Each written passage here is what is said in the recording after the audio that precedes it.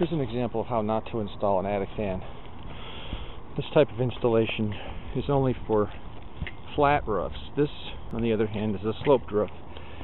This fan's flashing, instead of being tucked up underneath the shingles at the top, was just laid over the top. And so, as this begins to fail, it could start to leak. Obviously, this is not a jet fan because it's rusting. So what I'm going to try to do is remove this fan without tearing up the shingles and install the fan correctly. The new jet fan will never rust. Stainless steel bolts, 60 thousandths thick domed, 40 thousandths thick aluminum flashing, twice as thick as other fans. I didn't like about the way this fan had been installed. One of them, of course, was the fact that the flashing wasn't tucked up underneath the shingles at the top. But also, it's not located at the highest point in the roof. I would have liked to take out one of the vents at the very top of the roof, and I might have blocked the two other vents on either side of it to force the fan to draw air from the eave vents around the sides of the roof more than from the vents right next to it.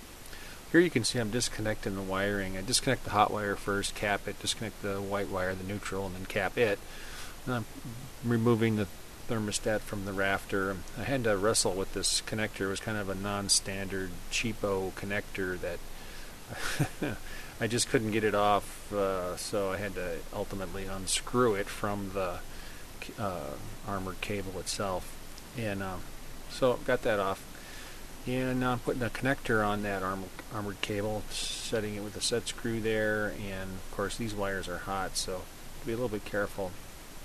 And I'm capping the hot wire.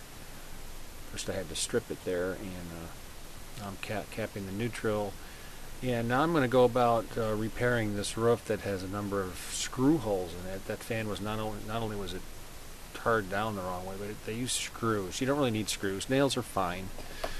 And so there's a number of nail holes, screw holes all around it. I'm going up underneath the shingles and really working that caulk into the surface so water won't get in and under it.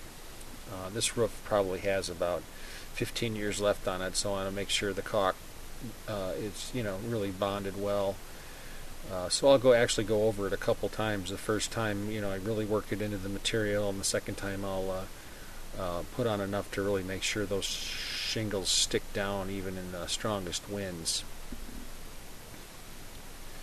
So here I'm hooking up the new jet fan thermostat, and got the connector lock nut on the connector, and I've nailed the thermostat box to the rafter.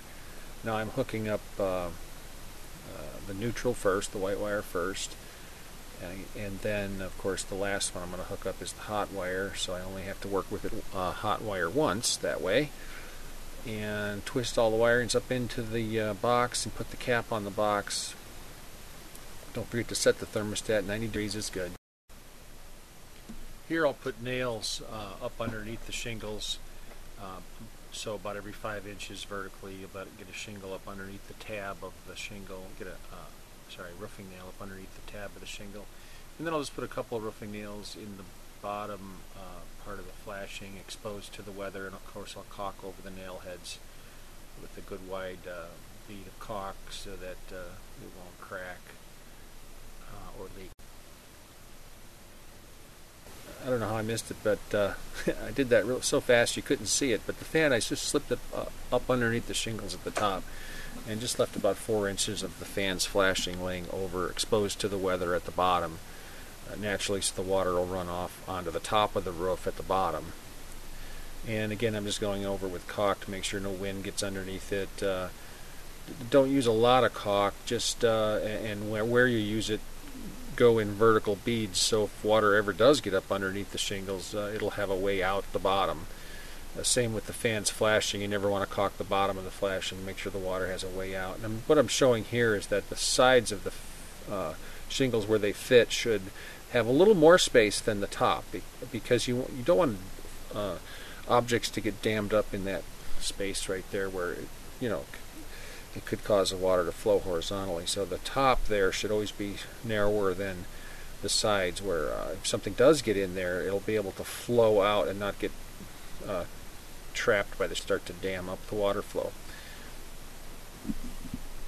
Worried how that might look from the ground, but as you can see in these pictures here, you can't really see much from the ground, and that's usually how it is with roofing. But if you get rust stains on your roof, like a massive streaking down the roof, that you can see, which is one reason why we use aluminum with the jet fan. This steel fan here was about to start leaving massive stains on the roof.